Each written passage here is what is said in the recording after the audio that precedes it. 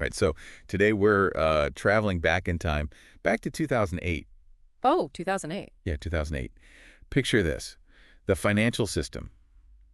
It's teetering on the edge of collapse, right? Yeah. Lehman Brothers is about to go belly up, Oh, yeah. and the most advanced technology you have is a BlackBerry.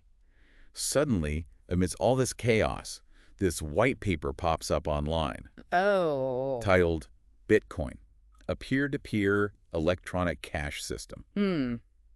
What's your reaction? Like, if you stumbled across this in 2008? I mean, honestly, it would probably be just lost in the noise, right? I mean, Yeah. Yeah.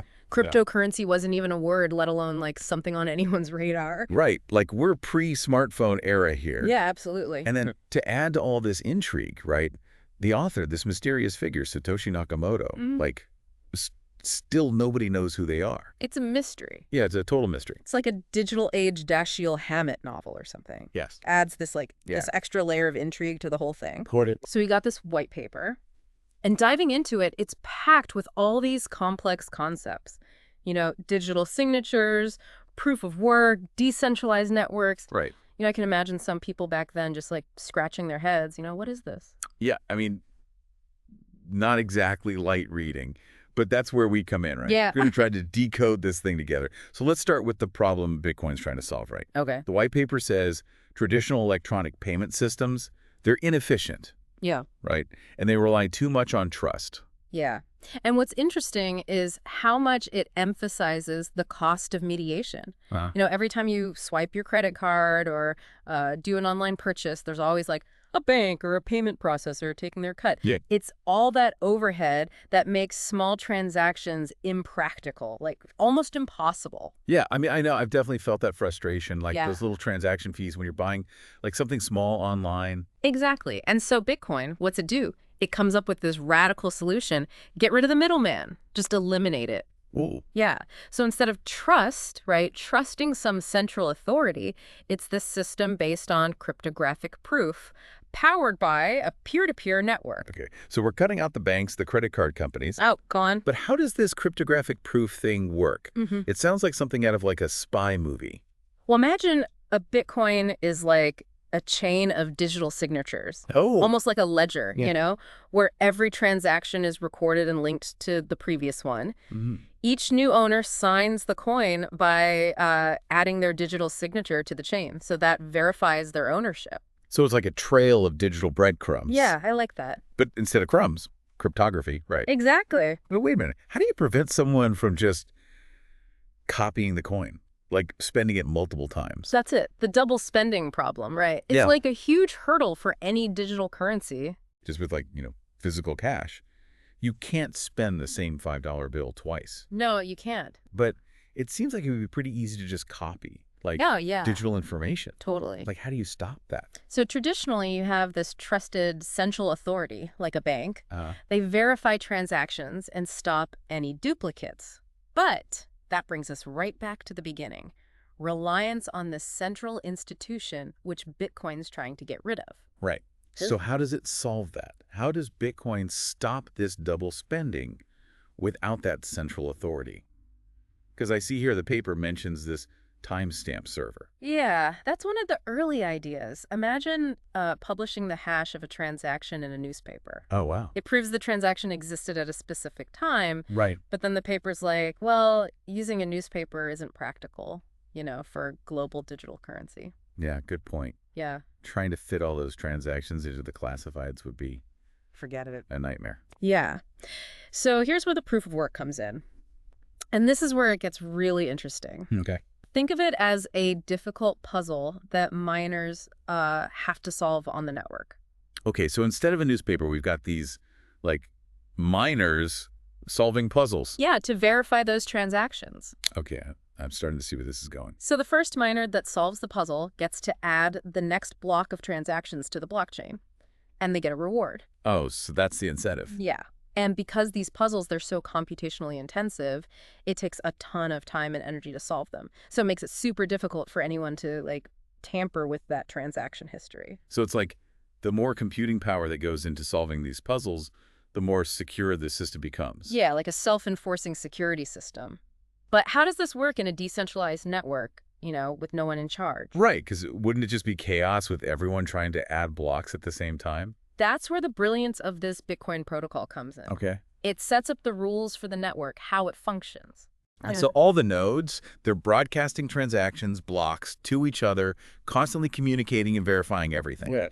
And then you got this longest chain rule, make sure everyone's working on the same version of the ledger, prevents any conflicts. So it's like a race to add blocks to the longest chain, and whoever wins gets the reward. That's pretty clever. Yeah. But wouldn't that incentivize people to just, keep adding blocks, even if there are no real transactions happening, just to get those rewards? That's a great question. The paper talks about that with this dual incentive system. First, block rewards. New Bitcoins are created and given to the miner who adds a block. Sounds like a built-in reward system to keep the network, Yeah. active and secure. Exactly. And then second, you have transaction fees. Users can optionally include a fee with their transactions, Okay. which goes to the miner who includes it in a block. And these fees, eventually, they replace block rewards as the main incentive. So even as, new Bitcoins slow down, miners are still incentivized to keep verifying transactions because they can earn those fees. Yeah, that's how it works. Creates this dynamic where miners are encouraged to act honestly, because their rewards are tied to the network's success. Okay, so we're starting to see the pieces come together. But in 2008, wouldn't all of this just sound super far-fetched? Oh, absolutely. Remember, people were still getting used to online banking. Right. The idea of a decentralized currency secured by all this crazy cryptography, powered by this global network of computers, would have seemed like, I don't know, science fiction. Yeah, even today, it's kind of mind-blowing to think about. It is. But that's what makes this deep dive so interesting. We're not just looking at the technical details, Yeah. but also the historical context, the audacity of this idea Yeah, at that time. back in 2008. Yeah, and I think it's important to keep that perspective because Bitcoin's success or failure, it wasn't just about the technical stuff, but also whether people would accept this radical change from the traditional financial system. So let's put ourselves back there. 2008. Okay. We've just finished reading this white paper. What's our gut reaction? I mean, do we dismiss it? Or do we see this potential? Is it revolutionary? That is the question, isn't it? Yeah, and it's one that I think we're going to keep coming back to Yeah. as we go deeper, but there's still some technical details we need to cover. All right, let's dive back in and see what else this white paper has in store for us. Sounds good. Okay, so back in 2008, armed with our flip phones and skepticism. Yeah, right. Trying to wrap our heads around this whole Bitcoin thing. Yeah, exactly. The white paper makes a strong case, right, for this new electronic cash system. Yeah. But can it actually, deliver? Yeah, that's the big question. It is. And one of the key challenges the paper tries to tackle is this whole idea of trust.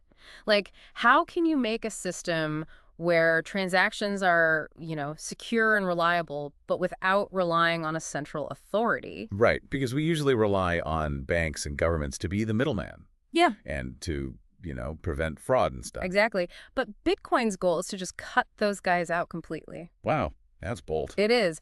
And to achieve that, it uses this mechanism called the blockchain. Think of it like a public ledger, Yeah. distributed across this massive network of computers, right? Where every transaction, every single one, is recorded in a way that can't be tampered with. So if it's recording every transaction, wouldn't that make the ledger incredibly long? Mm-hmm. Especially as, more and more transactions happen. Yeah, that's where blocks come in. Okay. Transactions are grouped together into these blocks, right? And then they're added to the blockchain in a specific order. Uh-huh. Each block has a timestamp, a unique ID, and a link to the block before it. So it's like a literal chain of digital records. Yeah, exactly. Each one verifying the one before it. And it's virtually impossible to break or alter. Okay, that makes sense. But how do you make sure these blocks are added to the chain in a secure and reliable way? Yeah. Especially in a decentralized network where anyone can join. Right. That's where proof of work comes in. It's like the core of Bitcoin's security and the key to it being decentralized. So think of it as this competition where miners are all trying to solve this really complex math puzzle. So instead of a bank or a government verifying transactions, we've got these miners competing to do it. Exactly. That's wild. But wouldn't that require a crazy amount of computer power? Wouldn't it be super expensive? It is computationally intensive, yeah. Right. But that's why it works. It's what makes it so hard for any one person or group to control the network or mess with blockchain. Okay, so it's like a security measure, basically. Yeah. The more computing power that's dedicated to mining, the harder it is to cheat. So it's like a security system that just gets stronger over time. Yeah, pretty much. The Yeah. more people that join in, the harder it is for anyone to mess with it. That's actually really clever. So what about those block rewards? Right. Right. That's what motivates the miners, right? Exactly. They get rewarded for contributing their computing power to secure the network. So like the first miner to solve the puzzle gets to add the block and gets some bitcoins. Exactly. It's laid out pretty clearly in the white paper. Okay, but it also mentions that this reward system, it won't last forever. Yeah, it acknowledges that. As more bitcoins are created, the block rewards get smaller. So then what happens? How are miners incentivized to keep going once the block rewards are gone? Wouldn't the whole thing just stop working? Yeah, that's a good question. And the paper offers a solution for that: transaction fees. Okay. Users can choose to include a fee with their transactions, which is paid to the miner who adds their transaction to a block. So eventually, those transaction fees become the main way that miners make money. Exactly. It keeps the whole network sustainable in the long run. But okay, let's take a step back for a second Sure. and put ourselves back in 2008, Let's be skeptical. Yeah. What are some of the red flags or potential problems that might pop out when reading this? Well, for me, the whole thing is just so radical. Like a decentralized digital currency with no central control.